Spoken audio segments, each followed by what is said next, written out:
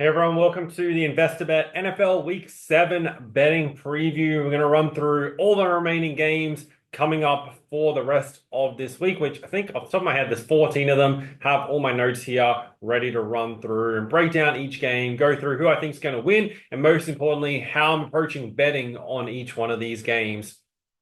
Over the past couple of weeks, really crushing it on the NFL. Past 2 weeks, we've won 20 of our 25 official bets that I posted out to members. If you want access to those and you want all my final bets, you can get those in the Bet.Finders, which are in the link underneath this video. And that's where you also get access to all the different tools that you use and that you see throughout these videos. So with that being said, I'm going to jump into the previews. First game, New England at Jacksonville. This neutral game, or played at a neutral venue over in London. In a really ugly game between these two sides. Patriots haven't won since week 1, where they beat Cincinnati 16-10. They've since lost 5 straight. And then Jacksonville have only won the one game where they beat Indianapolis at home 37-34. This game being played in London does favor Jacksonville. They played there last week where they were convincingly beaten by Chicago, but back-to-back games being played there. The other main thing to consider for this game is the weather. There is a lot of rain predicted leading up to kickoff in this game and potentially during the matchup. So definitely keep that in mind with your bets. Patriots overall, one of the worst offensive sides. They can't throw the ball pretty much at all. Drake May taking over does help a little bit, but it's only his second career start. And their rushing game severely impacted without Stevenson in the lineup. So offensively, like Jacksonville should have the edge. And the key will obviously be, can Jacksonville get their running game going against the Patriots defense? I think that should be okay. Jacksonville will need to be running the ball quite a lot, and New England throwing the ball. With the conditions expected, that does favor Jacksonville, but I can't have them like close to a touchdown favorite. Right now it's -6.5, the line open -5.5, total 44 down to 42 with the conditions expected. For me personally, this is a stay out game. At this stage, there's no real angles and I think that I'm super keen on betting into. So the advantage we have as bettors, we can pick and choose when we want to bet. Just because there's 14 games being played doesn't mean we need to bet into every one of those 14 games. The best thing you can do is go through, pick your spots, and bet where you feel like there is actually an advantage to betting into that game. Next game we have Seattle at Atlanta. Atlanta is currently -3-point favorite. They open -3.5. It's come back slightly. Total is 48 up to 52 for this game. So 4 points towards the over or towards a higher number. Atlanta playing well, and I think the key with Atlanta, I've spoken about this previously, is they keep finding ways to win. They've won 4 games overall in the season. Last week was probably their most impressive win, beating Carolina by 18 points. Margin-wise, however, they do have a couple of close wins against Philadelphia, New Orleans, and Tampa Bay in extra time. So 4-2 on the season. At home here against Seattle, they'll want to put another win on the board and go to 5-2. Seattle, on the other hand, won their first 3 games beating Denver, New England, and Miami, and then have lost their past 3 against Detroit, the Giants, and 49ers. I think with Seattle, they had an easy run over those first 3 weeks, and then, the schedule's kind of caught up with them a little bit against more difficult opponents. Looking at how these sides play, Atlanta can pass and run the ball. Kirk Cousins is running the offense really, really well. And so feel like Atlanta should be able to put up points in this game. They're averaging 24.8, Seattle averaging 24.3 overall on the season. And I do think Atlanta will definitely get close to that number against the Seattle defense, who's conceding 25 points a game. Seattle have also conceded 29 or more in each of their past 3 games. Like against San Francisco and Detroit, you could probably understand, but also conceded 29 against the New York Giants, who aren't a great offensive side.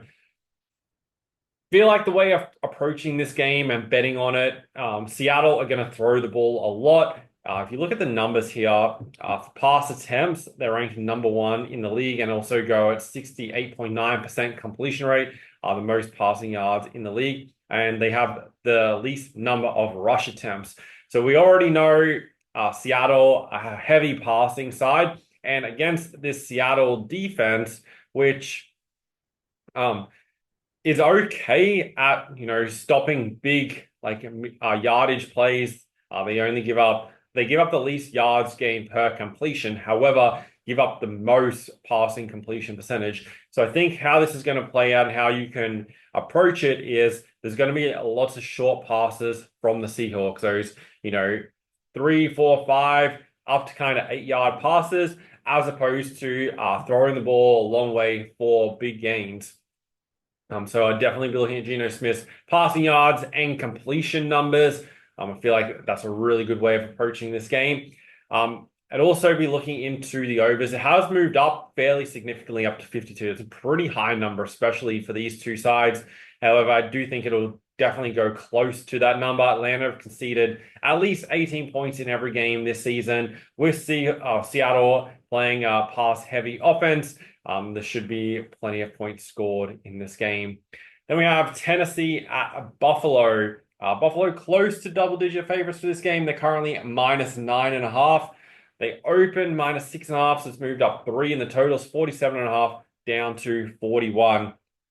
Tennessee have only won the one game on the season against Miami. Outside of that, have been, not comprehensively beaten. Majority of the games that they lost, 3 of the 4 have been by just one score. And so they have a tendency of hanging around in games, largely due to the fact their defensive numbers are really good. They're able to stop the pass and also the run. But I feel like these numbers aren't actually as good as they really look. Like you can see, ranked number 1 in opponent yards per play, but give up a lot of yards through penalties. And they also don't force any turnovers. They're also ranked 13th in opponent points conceded.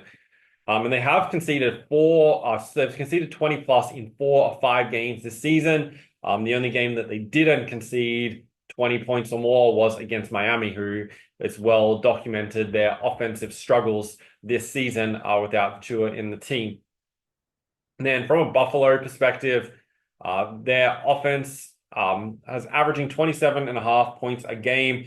They've won 4 of their 6 games so far, dropped to games against Baltimore and Houston, bounced back with a divisional rivalry win last week on the road against the New York Jets. Everything points to Buffalo winning this game. They don't turn the ball over. They have the least number of turnovers per drive this season, and Tennessee don't force turnovers. So assuming that trend continues with these two sides, then I can see Buffalo really controlling this game and should be able to win it and win it fairly comfortably. Tennessee don't have any points in them, ranked 21st in points scored. But as we've spoken about, they haven't really played any good defensive sides throughout that period. They played some okay defensive sides, but no top 5 defensive sides as far as I can see. The other thing is James Cook should return for Buffalo for this game, back at running back, so that brings the running game back into play more effectively. I'll be looking at Josh Allen's rushing yards from quarterback. Tennessee are one of the worst sides at stopping the quarterback run, so they may be able to cut off a few of the passes, but Josh Allen can use his feet, then that can definitely open up plays. If you look at his trend over the season, it's been a little bit inconsistent. Here in the rushing yards, 39 to 44, 21, 54, and 18. His average over the past 2 and a bit seasons, or last season and 6 weeks of this year, is 30.5. So I think he can definitely be pushing that 20-25 mark with this setup here against Tennessee, who are good at covering the receivers. But yeah, Buffalo should win. I haven't fully decided how I want to play this game, but definitely from who's going to win perspective, Buffalo clearly. And then we have Cincinnati at Cleveland. Cincinnati are 5.5 point favorites for this game. The line opened -1. It's moved out to -5.5. Total 47.5. down to 41.5.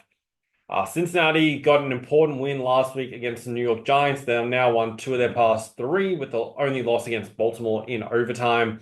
That brings them to 2-4 on the season. Really, really important game again this week on the road for them. They need to back it up now to get themselves to 3-4 on the season and get back closer to a record above 50%. And they get another opponent who is 1-5 this season. So realistically, Cincinnati should be winning this game. Cleveland, their only win was by 5 points back in week 2 against Jacksonville. Have lost a number of their games by smallish margins. The only blowouts were against Dallas and Washington, but they kept it to 1 score against the Giants, Raiders, and Philadelphia Eagles. But I think Cincinnati win this game. The defenses are fairly even. There's not a great deal between them defensively. And Cincinnati have played definitely the hardest schedule of the two sides, with games against Baltimore, Washington, and Kansas City during that period. Cleveland's toughest game was probably last week against Philadelphia. They also did play Washington, but Philadelphia haven't fully been at their best this season. And of their 16 points, obviously, one of those touchdowns came from a field goal attempt that was blocked that returned for a touchdown. Cincinnati in this game, clearly the better offense. And when we got fairly even defenses and one top tier offense going against one of the worst offenses, that team should definitely get the win. Cleveland do get Chubb back into the lineup this week, but I don't think it's going to be enough. I don't think they're going to be able to, it's going to make as big of an impact as some people may expect. And I do think they're going to struggle to score. Their highest score this season was 18 points in that win against Jacksonville. Haven't cleared or equaled that number in any other game. And if they don't put up over 20 points in this game, Cincinnati will get the win. Then we have Miami at Indianapolis. Currently, Indianapolis is -3 for this game. The spread opened Miami a 1.5 point favorite, total 49.5 down to 43.5. This is a really, really awkward game, and I don't think there's a great deal between these two teams. I think they're very, very even. Miami's defense is actually pretty good statistically. You can see their pass defense, top 10 for a number of those categories. Rush defense isn't that great, but they're generally able to stop teams through the air. However, 3 of their 5 games this season have been against bad sides. Those teams, New England, Tennessee, and also Jacksonville, their other 2 games. Seattle, kind of a mid-range team, and then they were blown out by Buffalo in the game Tua got injured in. I feel like these numbers are just a little bit misleading just due to the weakness of the opponents that they have faced. But I do think they well and truly stay in the game here against the Colts, who are without Jonathan Taylor. If he was in the team and we were confident that the Colts could get their running game going, which they probably would be able to do against this rush defense of Miami, then I'd be a lot more interested in the Colts. But without that, I just feel like they're a little bit hard to trust overall in the season. They have won 3 of their 6 games, sitting at exactly 50%. But when you look through their wins, they're all 1-score wins, by 3 against Tennessee, by 3 against Pittsburgh, and then by 5 against Chicago. Best win, obviously, against Chicago. Miami come into this game off the bye, so they get that week's rest advantage. But I just feel like this is a game that could really go either way. Could be decided by 3 to 7 points. Just, a field goal kind of score either way and really come down to the wire. And we have Houston at the Green Bay Packers for this game. Let me bring up the odds here. Green Bay currently -2.5. And this line opened -1.5 on the Packers. Total has stayed at 48.5 the whole time. This is a really, really good game. Both these teams are flying. Firstly, the Houston Texans are 5-1 overall in the season, with the only loss against Minnesota. The Packers 4-2 on the season. They also lost against the Minnesota Vikings back in week 4 and then dropped their opening game against Philadelphia. For this matchup, From a betting perspective and who's going to win perspective, I feel like Nico Collins out for Houston is going to make a big impact. There's really not a great deal between these two sides. They're both really good offenses, and defensively, their numbers are pretty good. A rush defense, they're very, very even. Pass defense, Houston is slightly better. And whether they're able to slow down Love, then that's going to definitely impact this game. The other concern I have when going through the performances of these sides is just CJ Stroud on the road. Can he replicate his numbers this season? At home, he's averaging 312 passing yards per game. On the road, he's only averaging 213 yards per game. And if we look at the Houston schedule, their road games, they've faced Indianapolis, Minnesota, and New England. So games against New England and Indianapolis really should have picked up those numbers. However, that wasn't the case. And at home, they played Buffalo, Jacksonville, and Chicago. So fairly similar schedule. So there's it's not like they played really good teams on the road and really bad teams at home that have created that difference. So just concerns about that. And he still had 31 attempts last week against the Patriots. Even though they won that game 41-21, still struggled to put up passing yards. It's also a back-to-back road game for Houston. And so I do think this is a good spot for the Green Bay Packers at home, and can bring their record to 5-2 overall on the season. Another really, really good game.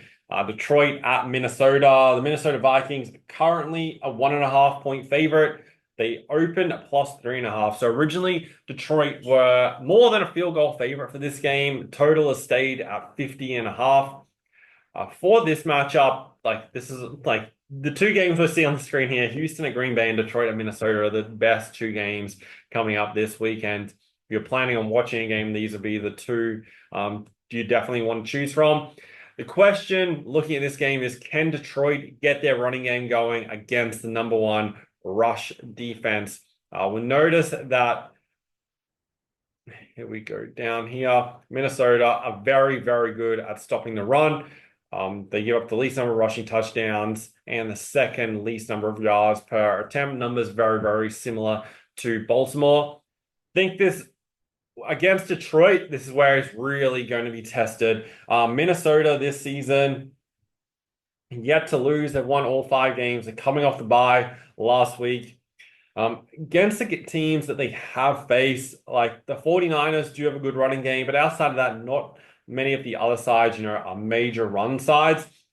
So I am a little bit concerned whether these numbers are slightly inflated, and this game is going to really, tell us whether that's the case or not. For this matchup, whether Detroit can get their running game going will determine if they win the game. And I feel like it's just going to be a real airing the ball out game. Both sides need to throw the ball. You'll notice here, both sides are good rush defenses. They're both top 3, top 5 rush defense, that's for sure. But neither are really that good at defending the pass. Both sides give up a high number of passing yards. That's also, slightly due to the fact that they're winning a lot of games. The teams are throwing the ball to try and catch up. But it's not like they're top in yards gained per pass attempt. They are top 10 and top 13 for both of them for yards gained per completion, but not standout pass defenses. And so I think there's going to be an emphasis on throwing the ball. Also add into the fact that Aaron Jones for the Vikings is currently injured or carrying an injury right now. So that definitely impacts the Minnesota running game. So I think for sure Minnesota is going to be passing the ball. I think Goff for the Lions will also be throwing the ball a fair bit as well, especially if the Detroit Lions are trailing. The only concern with Detroit is they do have a heavy emphasis on running the ball with Montgomery and Gibbs, their 2 running backs. So that's the slight concern, but I think Sam Darnold for the Vikings definitely will be throwing the ball. Justin Jefferson for the Vikings, be looking at his receiving overs. Scroll down here and just take a look at this.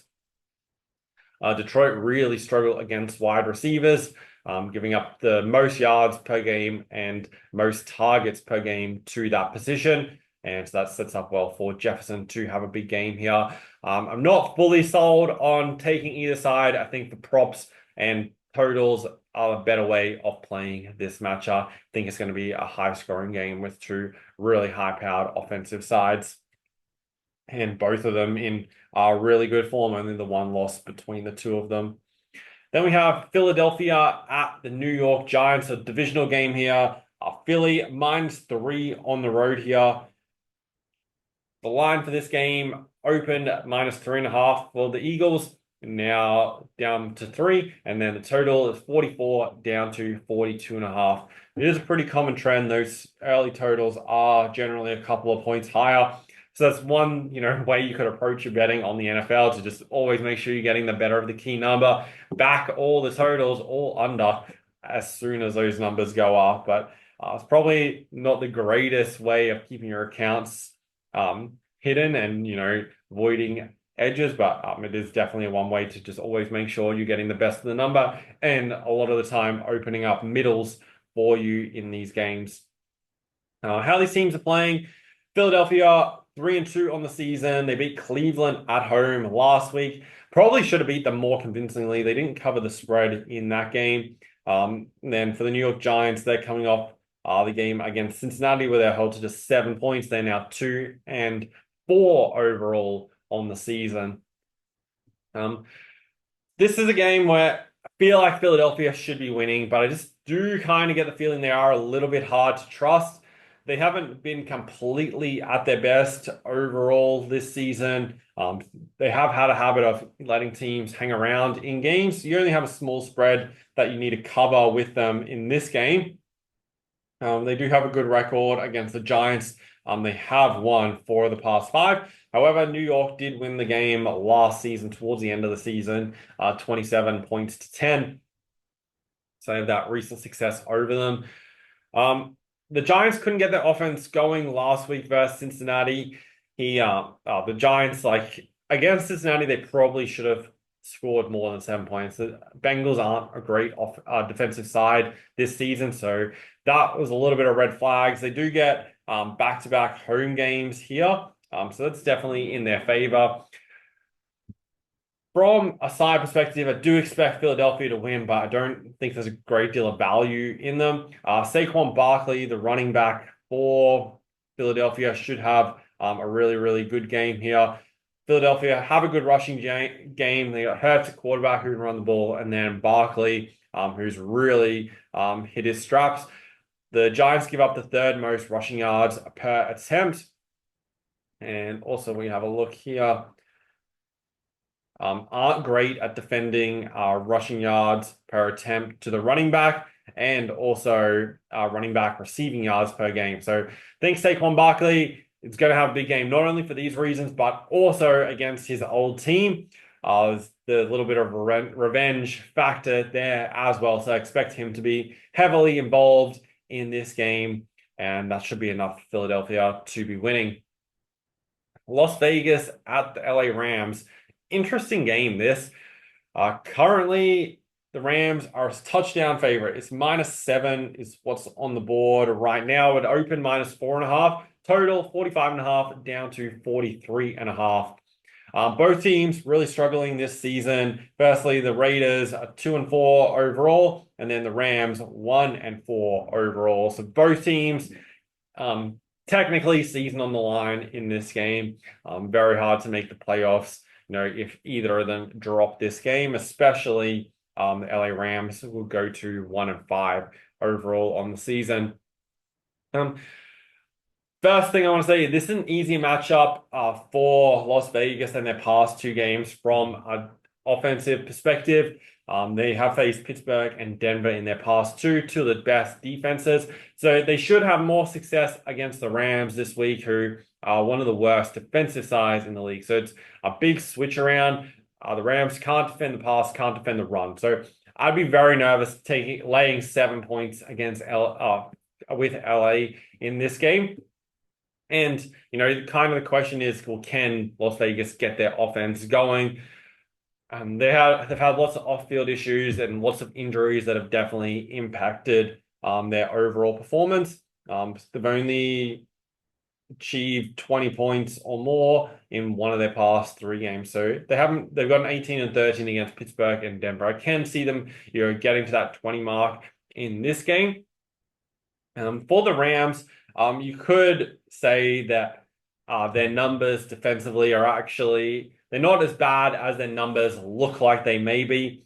They have played Detroit, Arizona, San Francisco, Chicago, and Green Bay. So a very, very tough schedule through those, opening 5 weeks. They come into this off the bye as well. So they are well suited for a couple of factors. They also had a home game before the bye, so 3 weeks in LA. They're very well positioned to make sure that they win this game. One thing to keep in mind, they do play Minnesota on the Thursday primetime game following this. That's also at home. So there's a little bit of a look ahead spot for them. Feel like they'll just try to do enough to win this game, and that will be all. Las Vegas pass defense is solid, but they can't stop the run. So the Rams should rely heavily on the running game. Not that they've been that great at it this season, but there's definitely a huge advantage there attacking the Raiders' rush defense. The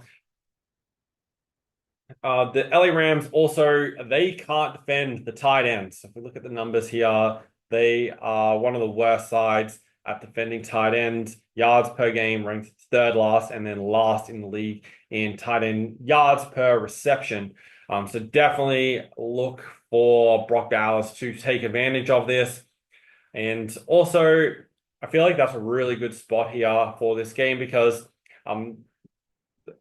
Las Vegas have no running game. If you look here, they're one of the worst rushing attacks, and they're not going to have a great deal of success, like regardless. But also, they should focus on throwing the ball, especially considering the Rams give up the most yards per pass attempt and per completion. So everything sets up really well, especially if Las Vegas is trailing in this game. That'll push them to throw the ball even more. Carolina at Washington. I'll find this game. Washington -9.5, so big favorites for this game. They open -3, it's all the way out to 9.5. Total open at 41 has moved right up to 51.5. I feel like that 41 number was really wrong early there and very, very low, especially for a Washington game. Washington this season are the #2 scoring side, averaging just under 30 points a game. They have scored 34 or more in 3 of their past 4 games. It was only against Baltimore last week where they had 23 points. They didn't clear that number. They really shouldn't have any issues scoring here against the Carolina defense, which concede the most points in the league at 33.8 this season. They've also conceded 34 in each of their past 3 games against Atlanta, Chicago, and Cincinnati. So I can see Washington really running up a score here, expecting plenty of points, and they'll be keen to bounce back after their 4-game win streak ended last week at the hands of Baltimore. They're back at home now. They're 2 games at home this season. They've beaten Cleveland and the Giants and do get a really good opportunity to go to 5-2 overall in the season, especially when they're at home. One other thing to consider for this game is Washington concede the most yards to the running back in the league. So if we come down to defense here, bring it over to here. You see yards per game ranked 27th in the league, so 119 yards per game to the opponent running back. And so with Hubbard in the lineup for Carolina, we've spoken previously about how they rely on him a lot, and I think that's definitely going to be the case in this game, and he'll be used heavily as Carolina's main strategy. The only issue is if, Washington get out to a double-digit lead and then Carolina's trying to play catch-up, I'd probably look at Hubbard's rushing and receivings preferably, just due to the chance that it could be a blowout. You can pick up some yards through the air as well. Another really good game. Did say the Houston game and then also the Detroit game were 2 of the best games. This is another really, really good game. The replay of the Super Bowl from last year. Line hasn't moved pretty much either way. San Francisco opened 1.5 point favorites, and then the total 47.5, only down 0.5 point to 47. As I said, Super Bowl rematch, Kansas City come into this off the bye. They're 5-0 this season. San Francisco come into it off extended rest. So far this season, they are 3-3. And they've kind of lost a few games where they were in winning position. So their record probably could look a little bit better. I am surprised Kansas City are underdogs, even though they are on the road here. Kansas City are the better defensive side of the two of these teams, both against the pass and against the run. And then we already know what both of these quarterbacks, Purdy and Mahomes, are capable of doing. I think one key thing based on how these teams are playing this season is Kansas City should be able to get pressure on Purdy when he's passing the ball. He's pressured 28th most in the league, and then forcing pressure, you'll see here, Kansas City #1 in the league. So how we can respond to that and, be able to overcome it will be key to the 49ers chances. I am leaning towards the Chiefs to be winning this game and do think they are value as an underdog. Next game, so primetime game, we have the New York Jets at Pittsburgh. New York Jets currently 1.5 point favorites, so not a great deal odds-wise between these two sides. The Jets open -1, it's out to -1.5, total 43.5 down to 38.5. This is a must-win game for the Jets. They've now lost 3 straight, putting their record 2-4 on the season. They need to get it to 3-4, and this is definitely a winnable game. Steelers, have a good record. They're 4-2, but I don't think they've really been that impressive overall through the season and have been favored by a fairly weak schedule. They played Las Vegas, Dallas, Indianapolis, the LA Chargers, Denver, and Atlanta back in week 1. So it has been a really, really weak schedule, and I do think their defensive numbers are inflated due to the class of the opponents. Their rush defense is top 5 in the league. However, it has been against bad teams, and then their pass defense isn't great. I think Aaron Rodgers, who gets Devontae Adams over from the Raiders into this Jets team, that really creates a great receiving group for him. Lazard and Wilson both had 100+ receiving yards last week. Now you add in Adams to that lineup, that gives him a stack of options. Think the Jets are going to make sure they win and dominate this game. Plenty of throwing the ball for Rodgers. And they do have Breece Hall at running back, so they do have that option. So it's very, very hard to see the Jets losing this game. Russell Wilson takes over at quarterback for Pittsburgh. Don't know whether that's a great thing. And I think the Jets defense, who isn't that bad, like they are pretty good, both, especially against the pass, but still fairly good against the run, ranked 9th in 20 yards per attempt. So I think they should be able to get those stops against this Pittsburgh offense, and that'll be enough for the Jets to be winning this game. But I think there'll be an emphasis on them throwing the ball, but overall should be winning. And I feel like winning fairly comfortably. I feel like the market there just really hasn't adjusted enough to what it should be. And Pittsburgh's numbers are definitely inflated from who they played this season. Then we have Baltimore at Tampa Bay, another really, really good game. This is probably the 4th of the best games coming up this week. Currently, Baltimore -3.5 at open -4, so a bit of money for the Tampa Bay Bucks. Total 44.5 up to 49.5. For the Ravens, they've dropped their first 2 games, now won 4 straight. Been really firing on offense, 28+ points in each of their past 4. And then for the Buccaneers, they scored 51 last week against the Saints, who didn't really frank the form, getting hammered by Denver. But them themselves have scored 30+ in each of their past 3 games now. Both these sides have plenty of points in them. They're both top 4 in average point score. Both can throw the ball. Tampa rushing numbers are actually pretty good. It's hard to distinguish that, but you see in the overall rankings here, and they can both run the ball. Defensively, Baltimore can't stop the pass. Tampa aren't that great at stopping the pass. And then Baltimore can stop the run. Tampa bad at stopping the run. What this means, to give you an idea of the script, It's hard to see either team making too many stops defensively, so it should set up for a high-scoring game. Even though Baltimore are number one versus the run, so even though Tampa are good at running the ball, I think they're going to struggle to do that. So they're going to have to rely on the pass, and why wouldn't they? Baltimore can't stop it. Baker Mayfield should rack up the yards through the air, especially if Baltimore are leading this game. And then Baltimore, I think, should run the ball all day against this matchup. Tampa are fairly good at stopping the pass. These numbers are just inflated due to the number of pass attempts against them. Have to be wary when you have a high number of pass attempts and a high number of completions, then that's going to boost the passing yards. But you need to look at these per attempt and per completion to give you a better idea of how they perform in that area. So Baltimore running the ball all day. Derrick Henry just keeps putting up huge numbers this season. Lamar Jackson should be able to rush the ball from quarterback as well, especially if Tampa close down the receivers, which is definitely possible. They do give up a lot of yards from the quarterback for rushing this season, so there's plenty of ways to play that game, and my betting is going to be around those as opposed to taking a side.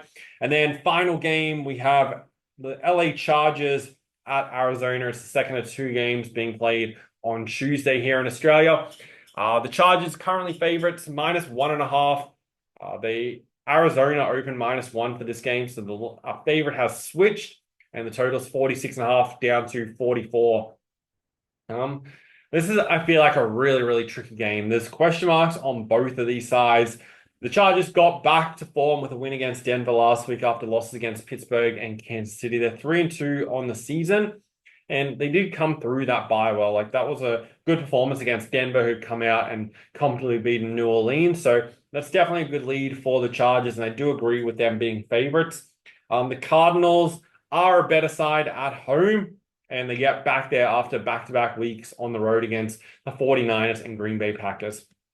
I feel like you definitely can't rule out Arizona for this game. So personally, I'm just staying out of the sides for this game. I think Arizona's numbers, aren't great, but they have been playing top offenses. So these defensive numbers, if we see when we scroll down, that are, pretty bad, both against the pass and against the run, can be, if you look through, they've played Detroit, Washington, San Francisco, and Green Bay, all top 10 offensive sides, and most of those top 5 offensive sides this season. So be very cautious, just being like, well, Arizona are a bad defense. Let's just, hammer the Chargers to beat them. They should be able to rack up a score. Don't think that's going to be the case. And also the Chargers offense isn't really that great themselves, and they have played Carolina and the Raiders during this period, where they scored 22 and 26 points, but outside of that, have started against better defenses. So I feel like there's question marks based on who these teams have played so far, that you just got to be very, very careful with the numbers on this game, and I don't really have a strong lead. I think the Chargers should be able to get their running game going, though, and off the back of that, that could set them up to winning, but it's probably a no-bet game for me. So that's the overview look at how I'm approaching and betting on the remainder of the NFL games this week. As I said, we've gone 20-5 over our past 25 NFL bets. You can get all my bets in the NFL Bet.Finders, which you can access through the link underneath this video. And the other thing I wanted to talk about, on Wednesday here in Australia, the NBA season gets underway. I'm really, really excited for it. Towards the end of last year, I'm always looking for different ways to approach betting, because personally with betting on sports, I don't have any promotions or anything like that to take advantage of with finding bets. So I can't rely on, getting bonus back, boosting things and that kind of stuff to eat out and get profits. But for the sports, I'm always looking for different ways, of finding angles to profit. I started a new strategy in the NBA towards the end of last season, and it's very similar to what you see here with the NFL. We're using statistics for the NBA, which you can see here. And then if we bring up the games coming up, so let's show here.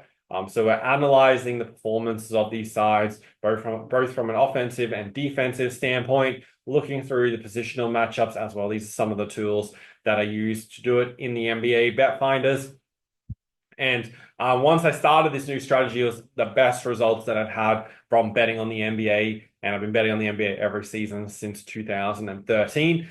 So I'm really, really excited for this season to get underway. And because of that, I did set up and create an NBA season pass for any of you guys who want to follow along with all my bets throughout the NBA season. And compared to NFL, where we're betting, a couple of days a week, the NBA, we're betting every day. Generally, I have between 2 and 8 bets per day, depending on how many games are being played. And I post all those bets in the NBA bet finders. And with that right now, with the season pass, it's normally $799 for the season. However, I've set up a promo code where you can get that for half price. So I'll put the link to the NBA bet finders in the description. When you click that, it'll bring you to this page. Just put in your name and email. That'll set up your account, and that's going to be like your email to log in, etc., and access everything. So you get all the bets, the Bet.Finder application, and some additional trainings and sign-up bonuses. And then when you get to the following page, you'll see this here. So the season pass is $799. However, when you put in the promo code, so promo code at Boston, the Boston Celtics are currently favorites to win the NBA this season and go back-to-back. When you put in that code, hit apply, it'll get you a $400 discount, so it'll be only $399. So at the $799, it breaks down for the entire season and playoffs to about $4.50 a day. When you put in the code Boston, it'll bring down to the $399, which breaks down to about $2.11 or $2.12 per day throughout the season. That gets you access to everything I'm doing for the NBA. That code is for the first 10 people only. So I've only just made it right now. So as you can see here, all 10 of those are available. And then if you put in the code Boston and it has expired, then use the code OKC, and then that'll save you $300 on the overall membership. So bring it down to $499, it's about $2.50 a day throughout the season. And that's for the following 20 people. The reason why I'm just keeping it limited is I only want a small group of people in as part of this. Because I want to make sure that there are a group of people that I'm working with on a weekly basis to make sure you're profiting on the NBA and going down on the wrong track, putting lots of other bets on and just losing focus of what you're actually wanting to do. And that's the way that I'm looking at it. If there's too many people, then I can't work with you at a level that I want to make sure that you're getting the results. So it'll be up to the 30 people, then both of those codes will expire. So the sooner you get in, then you can obviously get it for the half price. That being said, my mission with InvestorBet is to help people who are serious and committed and have the right mindset that they want to learn and want to actually make something out of betting and collect profits every month. The way I look at it is you can approach betting from the get rich quick mindset and think I've got to make $1,000 this week or this weekend, otherwise it was a failure. Or you can approach it from how can I make $10,000 from betting every single year, or a lot more. That number can obviously be whatever you want it to be. But the people who focus on say 10,000 a year compared to 1,000 a week are the ones who actually win. The people just focus on I need to win 1,000 a week, whatever I got to do, big multis, lots of bets, find bigger odds, all that kind of stuff. They're the ones who just forever and ever to stay on this trajectory of going nowhere. They're just always depositing money into their betting account and not getting the results. That's why I started InvestorBet, to help people transition out of this phase of basically just flatlining, going nowhere, over time losing more and more money, and switch that around and start profiting. Throughout the whole season, you're going to see everything, how it unfolds. So definitely, if you're keen and you're going to be betting on the NBA, for a couple of dollars a day throughout the season, get yourself access to all these tools, and then I can help and support you right throughout the season every single day. So that being said, the link to the NBA Bet Finders is in the description. Use those codes to get it reduced down. And aside from that, hopefully this NFL preview of all the games gave you some insight into these teams and how you can approach a betting on each of those games coming up in the next couple of days. Thanks guys for watching. Really appreciate you supporting the channel, and keep on going and keep on profiting with your bets. I'll talk to you soon.